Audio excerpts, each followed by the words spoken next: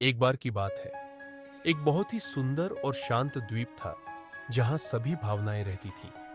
वहां खुशी, दुख, ज्ञान, क्रोध, विश्वास और बाकी सभी भावनाएं भी निवास करती थी। प्रेम भी उसी द्वीप पर रहता था। वहां हर भावना का अपना अपना अलग अस्तित्व था और सभी आपस में मिलजुल कर रहती थी। एक दिन अचानक से घोषणा हुई कि यह द्वीप जल्द ही डूबने वाला है। यह सुनकर सभी भावनाएं घबरा गईं और तुरंत ही अपनी अपनी नाव तैयार करने लगी ताकि वे उस द्वीप से सुरक्षित बाहर निकल सके। सभी के मन में डर और चिंता थी।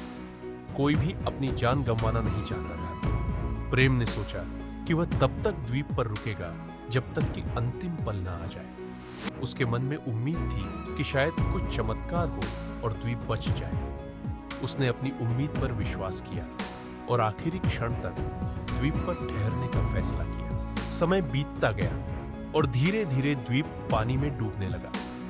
जब स्थिति बहुत गंभीर हो गई और द्वीप लगभग डूबने के कगार पर पहुंच गया, तब प्रेम ने वहां से निकलने का निश्चय किया। लेकिन जब वह जाने के लिए तैयार हुआ तो उसे पता चला कि उसकी नाव कहीं गायब हो गई है। अब प्रेम के पास कोई साधन नहीं बचा था जिससे वह उस डूबते द्वीप से बाहर निकल सके। प्रेम बहुत घबरा गया और मदद के लिए इधर उधर देखने लगा। तभी उसने देखा कि धन अपनी भव्य नाव में बैठकर जा रहा था। प्रेम ने तुरंत धन से मदद की गुहार लगाई और कहा, धन, क्या तुम मुझे अपनी नाव में ले चलोगे? धन ने उत्तर दिया, नहीं प्रेम, मैं तुम्हें अपनी नाव में नहीं ले जा सकता। मेरी नाव पहले से ही सोने और चांदी से भरी हुई है और यहां तुम्हारे लिए कोई जगह नहीं है। प्रेम निराश हो गया, लेकिन उसने हिम्मत नहीं हारी।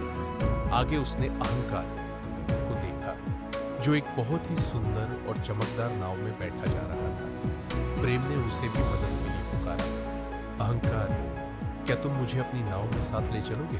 प्रेम ने पूछा। अहंकार ने उत्तर दिया, नहीं प्रेम, तुम तो भीगे हुए हो। अगर मैं तुम्हें अपनी नाव में ले लूंगा तो मेरी सुंदर नाव गंदी हो जाएगी। प्रेम का दिल टूटने लगा था, लेकिन उसने एक और कोशिश की। इस बार उसने दुख से मदद मांगी जो अकेला और उदास बैठा था। प्रेम ने कहा, दुख, क्या तुम मुझे अपने साथ ले जाओगे? दुख ने गहरे स्वर में उत्तर दिया, ओह प्रेम, मैं बहुत दुखी हूं। मैं अकेले जाना पसंद करता हूं। मुझे अपने साथ किसी का भी साथ नहीं चाहिए। प्रेम की उम्मीदें अब लगभग खत्म हो चुकी थी। उसने चारों ओर देखा और देखा कि खुशी पास से गुजर रही थी। खुशी इतनी मस्त और खुश थी कि उसे प्रेम की आवाज सुनाई ही नहीं दी। प्रेम ने पुकारा, खुशी, क्या तुम मुझे अपनी नाव में ले जाओगी? लेकिन खुशी अपनी ही धुन में थी और उसने प्रेम की पुकार नहीं सुनी। अब प्रेम बिल्कुल हताश हो चुका था। उसे लगा कि अब कोई उसकी मदद नहीं करेगा और वह डूबते हुए द्वीप के साथ खत्म हो जाएगा। वह सोचने लगा कि क्या जीवन में प्रेम की कोई कीमत नहीं है? क्या सभी भावनाएं इतनी स्वार्थी हो गई हैं कि उन्हें प्रेम की कोई परवाह नहीं? तभी अचानक एक बुजुर्ग व्यक्ति प्रेम के पास आया। उसने शांत स्वर में कहा, आओ प्रेम, मैं तुम्हें अपने साथ ले चलता हूं। प्रेम ने उसे धन्यवाद कहा और उसकी नाव में बैठ गया। वह बुजुर्ग उसे धीरे धीरे डूबते द्वीप से दूर ले गया और सुरक्षित जमीन पर पहुंचा दिया। जब वे सुरक्षित स्थान पर पहुंच गए तो प्रेम ने देखा कि वह बुजुर्ग बिना कुछ कहे अपने रास्ते चला गया। प्रेम को यह भी मौका नहीं मिला कि वह उसका नाम पूछ सके या उसे धन्यवाद कह सके।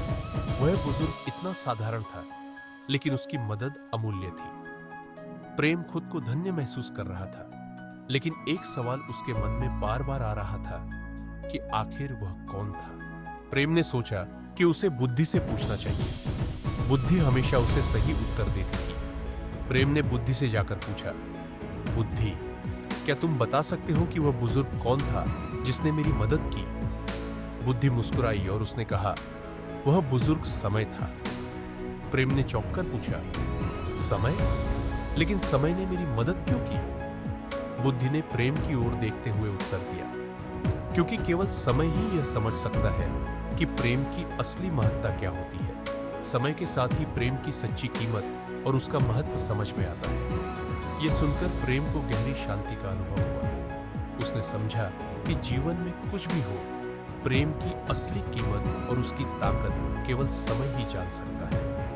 हम चाहे जितने भी प्रयास कर लें, समय ही हमें सिखाता है कि प्रेम कितना अनमोल होता है। इस कहानी से हमें यह सीखने को मिलता है कि जीवन में जो भी घटनाएं घटती हैं, वे सब समय के साथ अपने सही मायने दिखाती हैं। हमें धैर्य रखना चाहिए, क्योंकि समय ही वह गुरु है जो हमें सिखाता है कि प्रेम कितना महत्वपूर्ण होता है।